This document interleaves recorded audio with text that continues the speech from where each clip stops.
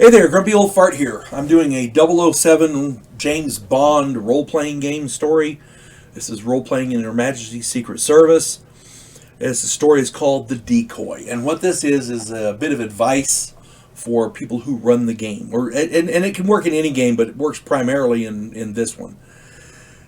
James Bond. Those of you who are James Bond fan, it's a wonderful game. It's put out by Avalon Hill. Great game. We used to love playing it years ago. 007 role-playing on Her Majesty's Secret Service is a game that I really enjoy. I've played it for years, and it's rare to have the heroes lose. Here is such a story. Years ago, I was running a game. My friends Angelo and Dave were playing.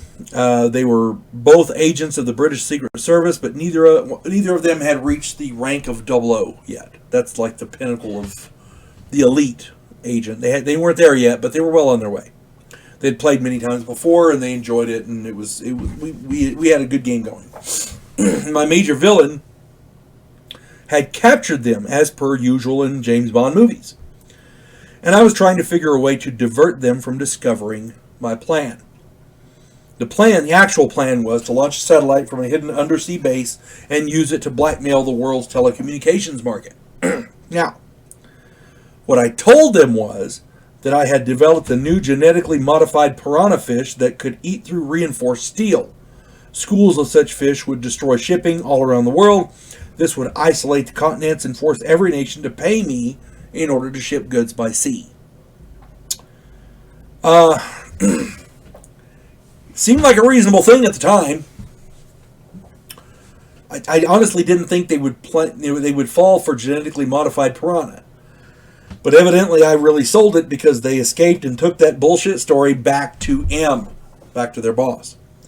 The entire British intelligence and research machine began researching piranhas in an attempt to find a way to stop these fish that my bad guy had, what they thought my bad guy had created.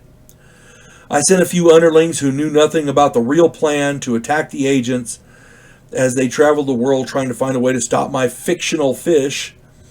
Then this kept the ruse going. Now, I kept dropping hints that the ruse was bullshit, but, you can't... I didn't realize they had really bought it that bad until they went to M and said, "Oh, yeah, he's got piranha. They're going to eat through battleship hull." I mean, When my satellite was ready, I did my best to give them the opportunity to stop it. I let slip the location.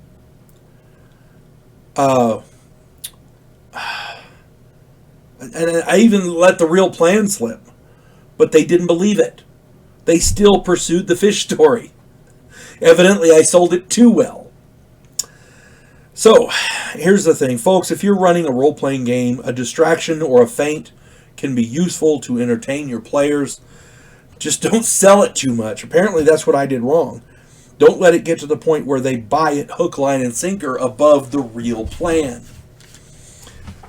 I honestly didn't think they would believe genetically modified piranha who could chew through a battleship hull. I really didn't think they would believe that, but apparently they did. When I finally launched the satellite, Angela and Dave were pissed that they had been fooled so completely.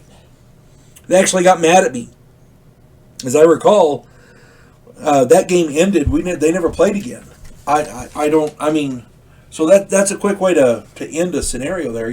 It's one thing to have a feint, but make sure they can find out it's a ruse pretty quickly. Don't let it go too far. That was my mistake. I honestly didn't think anybody would buy fish that can eat through a ship's hull. That's just crazy. But damn it, they did. They bought it hook, line, and sinker, and they were pursuing it even when they found proof that the real plan was going on. It was crazy. I mean, oh my Lord, it was crazy. So yeah, a ruse or a feint is good. A little bit of a distraction is nice. Just make sure they find out quickly. Don't let it go too far. All right? Hope this finds everybody well. You folks have a good day. God bless one and all.